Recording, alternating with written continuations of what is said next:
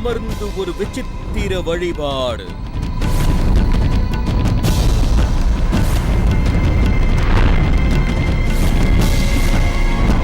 தவறு செய்தவர்களை மன்னிக்கும் வினோத மேடை. கண்ணகி கற்புக்கு அரசின்னு நம்ம எல்லாருக்குமே தெரியும். அதனாலதான் இவங்க தெய்வமா உருவெடுத்தது வரலாற்றுல இருக்கு. இந்த கண்ணகி அம்மன் வேறொரு ரூபம் எடுத்து ஒரு இடத்துல நீதியை நிலைநாட்டுவதா கேள்விப்படும் போது அது நமக்கு ஆச்சரியமா தான் இருக்கு. பாண்டிய மன்னன் அரசவையில நீதி தவறினாலும் இந்த கண்ணகி அம்மன் அரசவையில நீதி தவறவே இல்லை. தேனி மாவட்டம் கம்பத்துக்கு பக்கத்துல ரொம்பவே வித்தியாசமா கற்புக்கரசி கண்ணகிக்கு கோயில் அமைஞ்சிருக்கிறதாகவும், இப்பவும் அங்க கண்ணகி குடிகொண்டு நீதியை நிலைநாட்டிக்கிட்டு இருக்கிறதாகவும் ஒரு ஆச்சரிய தகவல் நமக்கு கிடைச்சது. அதை பத்தின முழு விவரங்களையும் அதோட உண்மைத்தன்மையையும் தெரிஞ்சுக்க நம்ம மண்ணில் உலவும் மர்மங்கள் டீம் இப்போ அங்க போயிட்டு இருக்கு. சுருளிமலை அடிவாரத்தை நோக்கி நாங்க போகும்போது இயற்கை எழில் நிரம்பி வழியும் இந்த பகுதி ஏதோ வேறொரு உலகத்துக்குள்ள நுழைஞ்ச மாதிரியான உணர்வை கொண்டு வந்தது. அந்த கோயிலை நோக்கி போற பாதைகளே நம்மள வியக்க வைக்கும்படியா இருந்தது. அதனால வினோதமான இயற்கை முரண்பாடுகள் இந்த இடத்துல இருக்கிறதையும் எங்களால பார்க்க முடிஞ்சது. ஒரு சின்ன சாலை வழியா உள்ள போக ஆரம்பிச்ச கொஞ்ச தூரத்துல அந்த பாதை கரடு முரடா மேடு பள்ளங்களோட நீண்டுகிட்டு இருந்தது. ஒரு வழியா வித்தியாசமான கண்ணகி கோயில் அமைஞ்சிருக்கிற இடத்துக்கு நாங்க வந்து சேர்ந்தோம்.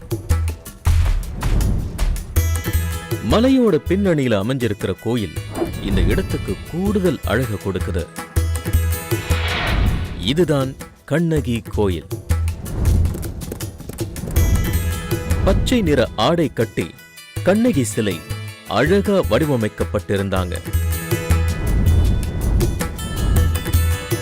ஏதோ ஒரு சின்ன இடமா இருக்கும்னு நினைச்சு வந்த நமக்கு இந்த கோயிலோட அமைப்பே மிகவும் வித்தியாசமா காட்சியளித்தது. கண்ணகி கோயில்னு சொன்னதும் ஒரே ஒரு சாமியை மட்டுமே எதிர்பார்த்து வந்த நமக்கு நிறைய தெய்வங்களுக்கு தனித்தனி அமைவிடங்களை இங்க அமைச்சிருந்தாங்க. வீடுகள் எப்படி அடுத்தடுத்து தெருக்கள்ல அமைக்கப்பட்டிருக்குமோ அதே மாதிரி இங்க சாமிகள் வைக்கப்பட்டிருக்கிறது ஒருவித புது விதமான அனுபவமா இருந்தது. இப்படி வித்தியாசமா உருவானதை பத்தி இந்த கோயிலை உருவாக்கின கந்தவேல் கிட்ட நாங்க பேசும்போது நிறைய ஆச்சரிய தகவல்களை எங்க கிட்ட பகிர்ந்துகிட்டாரு. நான் மிலிட்டரியிலிருந்து வந்து அப்பா இறந்த பிறகு இங்கே விவசாயம் பண்ணிக்கிட்டு இருந்தேன். அப்பா ஒரு நாள் சொப்பனத்தில் வந்து அந்த மலை மேலே இருக்கக்கூடிய அந்த அம்மா வந்து எனக்கு ஒரு இடம் கொடுப்பா அப்படின்னு கேட்டாங்க. சரி அப்படின்னு சொல்லி ஒரு சின்ன ஒரு இடம் கொடுக்கலாம் அப்படின்னு சொல்லி முடிவெடுத்தேன்.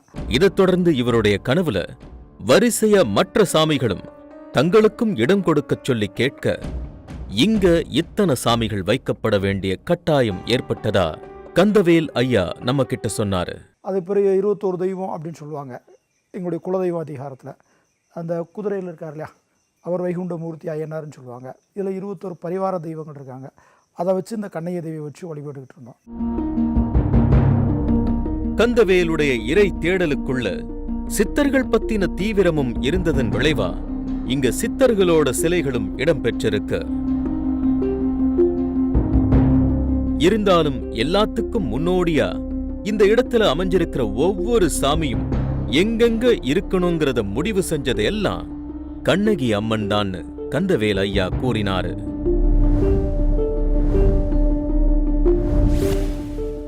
இதுக்கு இடையில வேறு எங்கேயும் பார்க்க முடியாத மற்றொரு ஆச்சரியத்தை எங்களால இங்க பார்க்க முடிஞ்சது. அது என்னன்னா, ஒரு சின்ன குளத்துக்கு நடுவுல நவகிரகங்களை தண்ணியில அமைச்சு வச்சிருக்காங்க.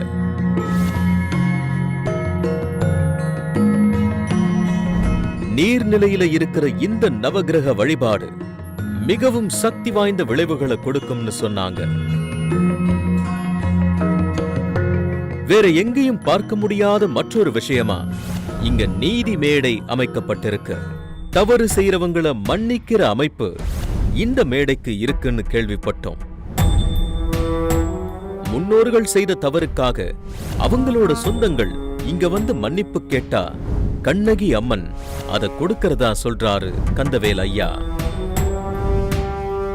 இந்த நேரத்துல மேடையில் இருந்த கம்பத்தை ஒருத்தர் அபிஷேகம் செய்தபடி அதை பிடிச்சுக்கிட்டு ஏதோ வேண்டுதல் செஞ்சுக்கிட்டு இருந்தாரு. இந்த வேண்டுதல் அவருக்கு உரிய பலனை கொடுக்கும்னு கந்தவேல் ஐயா நமக்கு சொன்னாரு. நாங்க அந்த காட்சியை ஆச்சரியத்தோட பார்த்துக்கிட்டு இருந்த தருணத்துல அடுத்து இங்க ஒரு ஆச்சரிய நிகழ்வு நடக்க போறதா சொன்னாரு. கண்ணகி அம்மன் அவருக்கு இட்ட கட்டளை இதுன்னும் கொஞ்ச நேரத்துல அதை நீங்க பார்க்க போறீங்க அப்படின்னும் அவர் எங்களுக்கு புதிர் போட்டாரு. நாங்க என்னன்னு புரியாம காத்துக்கிட்டு இருந்த கொஞ்ச நேரத்துல கண்ணகி அம்மனுக்கு கந்தவேல் ஐயா தீபம் காட்டினாரு.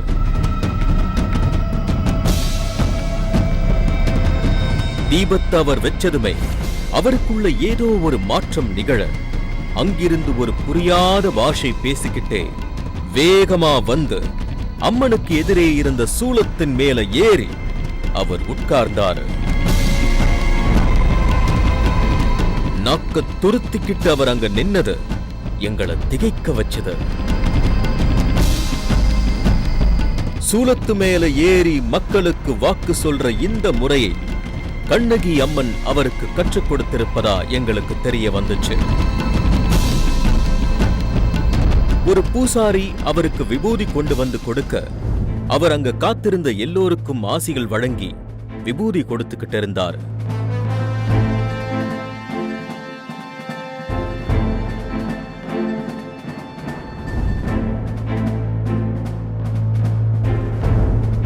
அதே சமயத்துல கந்தவேல் ஐயா பேசின பாஷை எங்களுக்கு புரியல.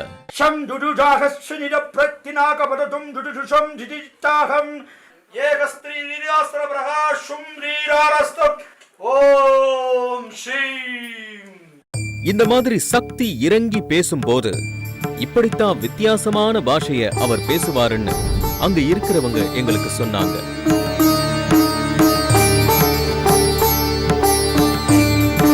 இந்த நிகழ்வை நாங்க மெய் சிலிர்க்க படம் பிடிச்சுக்கிட்டு இருந்த வேளையில மழை பெய்ய துவங்கிச்சு.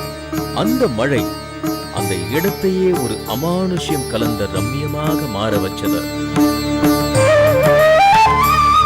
இங்கிருந்து கிளம்பும் போது கண்ணகி கோயில் எங்களுக்கு கொடுத்த மென்மையான அதிர்வு உள்ளுக்குள்ள இறங்கி ரொம்ப நேரத்துக்கு பரவிக்கிட்டே இருந்துச்சுன்னு சொன்னா அது மிகையல்ல.